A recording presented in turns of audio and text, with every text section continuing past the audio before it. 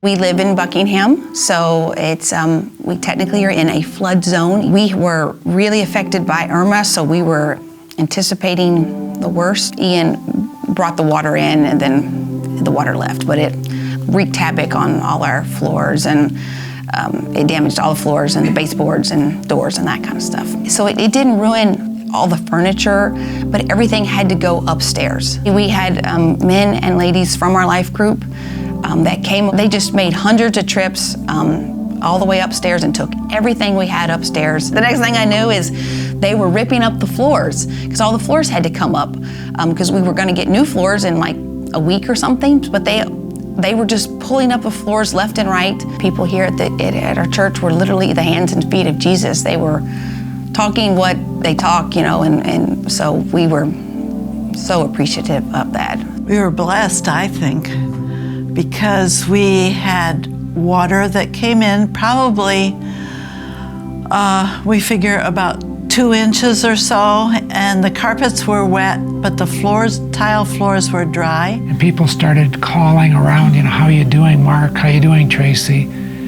And when they found out that we could use some help, people started volunteering and people started responding. It was just a great blessing. We had one life group member who came and helped us with the little things, like when we started to put it back together, caulking and doing those things. So our life group knows that they can go through things, that the church is there, that we are there, and we're all connected together. We just are so blessed. The news said, don't leave, don't leave.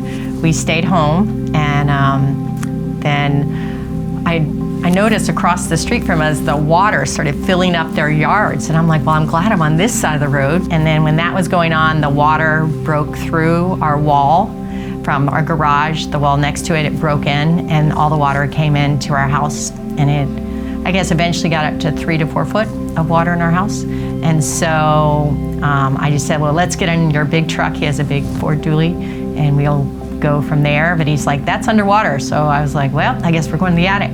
So we went to the attic. 5:30, we heard voices outside. Our neighbors letting their dogs go for a walk. And so I knew there had to be land somewhere. And then around 7:30, we heard like emergency workers outside. And so he rushed down to the attic and went outside, and the door opened without water slushing around. So I knew that there was dry land, and we came down, and then he just started pulling everything out of the house. I think our life group showed up on Sunday, a whole crew of them, like 10 or 12 people from our life group showed up. And then after that, Ron Cook's disaster relief team, they showed up on Tuesday, and they pulled out all of the drywall out of our house. So we were so far ahead of anyone in my neighborhood because of all the help that Ron Cook's team and my life group did to us.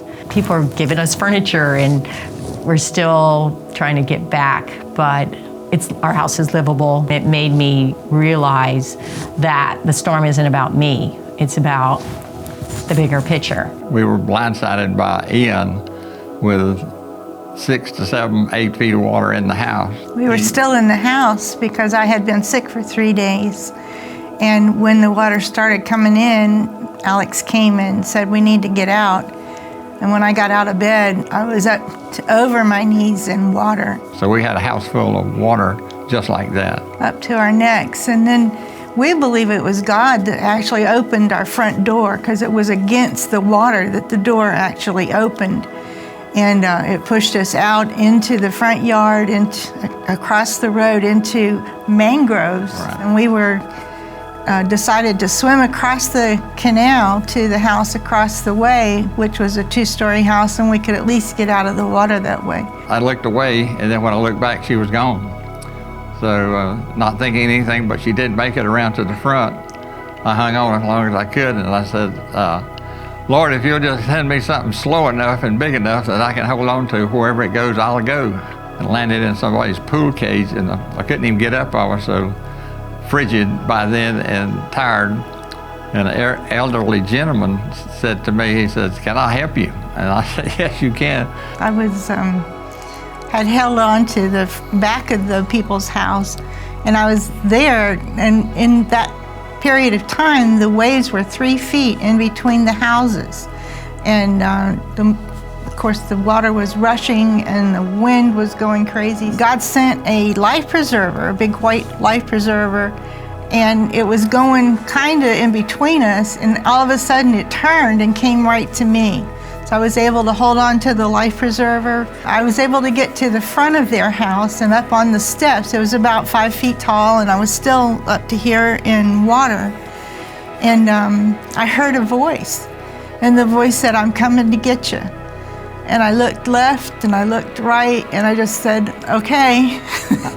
And it was a man from the house next door. He said, "I'm coming to get you. I'm a Marine, and I'll take care of you." And God was so good to us, number one, for the rescue of both of us.